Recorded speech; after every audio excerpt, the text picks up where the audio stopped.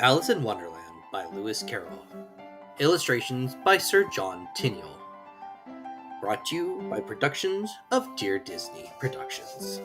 Chapter 3: A Caucus-Race and a Long Tail.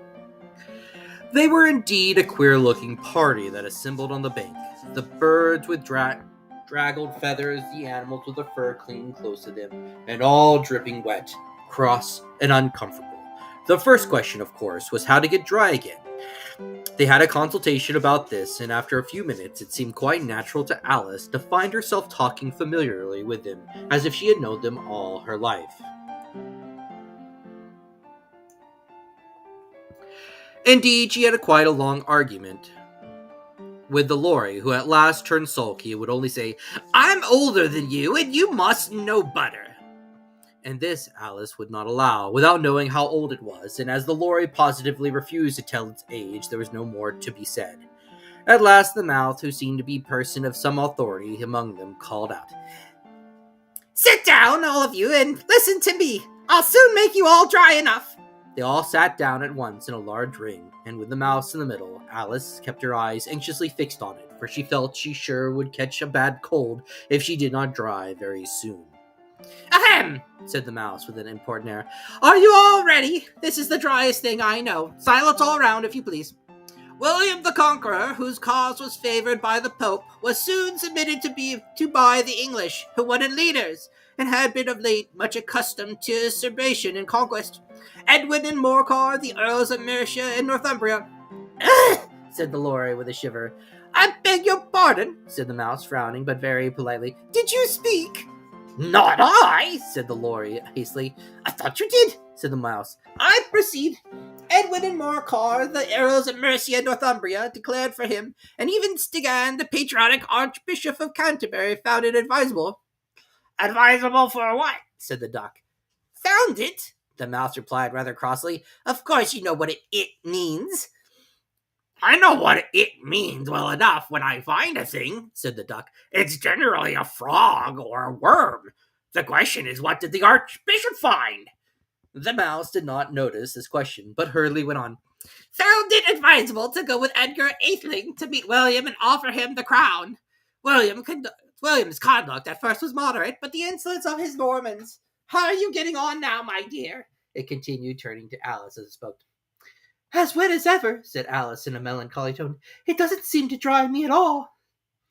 "In that case," said the Dodo, solemnly rising to his feet, "I move that the meeting adjourn for the immediate adoption of more energetic remedies." "Speak the English," said the Eaglet.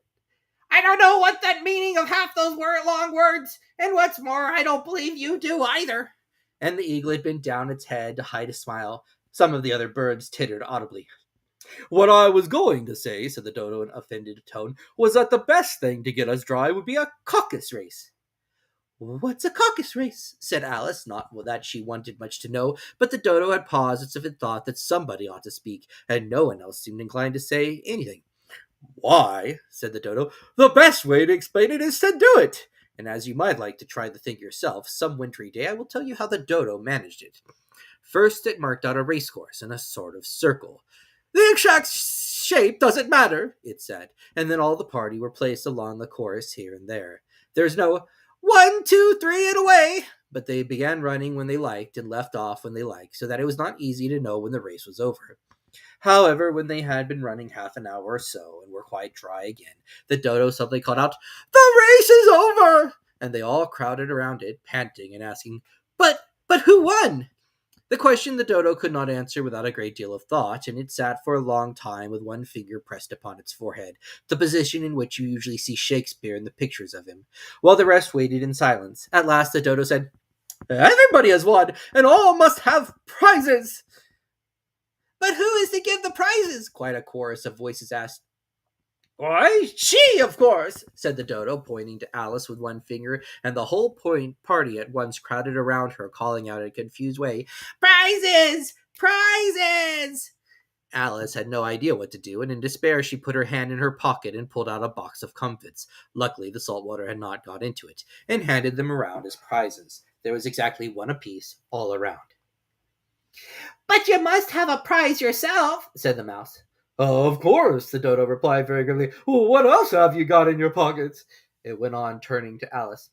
"Only a thimble," said Alice sadly. "Hand it over here," said the dodo. Then they all crowded round her once more, while the dodo solemnly presented the thimble, saying, "We beg your acceptance of this elegant thimble." And when it had finished this short speech, they all cheered. Alice thought the whole thing very absurd, but they all looked so grave that she did not dare to laugh, and as she could not think of anything to say, she simply bowed and took the thimble, looking as solemn as she could. The next thing was to eat the comfits. This caused some noise and confusion, as the large birds complained that they could not taste theirs, and the small ones choked and had to be patted on the back. However, it was over at last, and they sat down again in a ring and begged the mouse to tell them something more. "You promised to tell your history, you know," said Alice, "and why it is you hate C and D," she added in a whisper, half afraid that it would be offended again. "Mine is a long and sad tale," said the mouse, turning to Alice and sighing. "It is a long tale, certainly," said Alice, looking down with wonder at the mouse's tail. "But why do you call it sad?" And she kept on puzzling about it while the mouse was speaking, so that her idea of the tale was something like this. "Fury said to a mouse that he met in the house, 'Let us both go to law, I will prosecute you. Come, I'll take no denial, we must have the trial, for really this morning I've nothing to do.' Said the mouse to the cur, 'Such a trial, dear sir, with no judge or jury, would be wasting our breath.' 'I'll be judge, I'll be jury,' said cunning old Fury. 'I'll try the whole cause and condemn you to death.' You are not attending," said the mouse to Alice severely. "What are you thinking of?" "I beg your pardon," said Alice very thumbly. "You had got to the fifth bend, I think." "I had not," cried the mouse sharply and very angrily. "Not," said Alice, always ready to make herself useful and looking anxiously about. "Oh, do let me help to undo it." "I shall do nothing of the sort," said the mouse, getting up and walking away. "You insult me by talking about such nonsense." "I didn't mean to," pleaded poor Alice, "but you're so easily offended, you know." The mouse only growled in reply.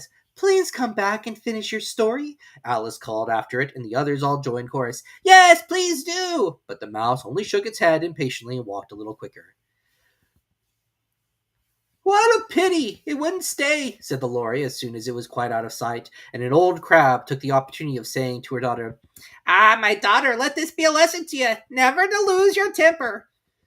"Hold your tongue, Ma," said the young crab a little snappily. "You're not enough to try the patience of an oyster." "Oh, I wish I had our Dinah here. I know I do," said Alice aloud, addressing nobody in particular. "She'd soon fetch it back." "And who is Dinah, if I might venture to ask the question?" said the Lory. Alice replied eagerly, for she was always ready to talk about her pet. "Dinah's our cat, and she's such a capital one for catching mice. You can't think. Oh, I wish you could see her after the birds. Well, she'll eat a little bird as soon as look at it." This speech caused a remarkable sensation among the party. Some of the birds hurried off at once. One, the old magpie, began wrapping itself up very carefully, remarking, "I really must be getting home. The night air doesn't suit my throat." And a canary called out in a trembling voice to its children, "Come, my dears, it's a high time you were all in bed." On various pretexts, they'd all moved off, and Alice was soon left alone. "Oh, I wish I hadn't mentioned Dinah," she said to herself in a melancholy tone. "Nobody seems to like her down here, and I'm sure she's the best cat in the world. Oh, my dear Dinah, I wonder if I shall ever see you any more." And here poor Alice began to cry again, for she felt very lonely and low-spirited. In a little while, however, she again heard a little pattering of footsteps in the distance, and she looked up eagerly, half hoping that the mouse had changed his mind, and it was coming back to finish its story.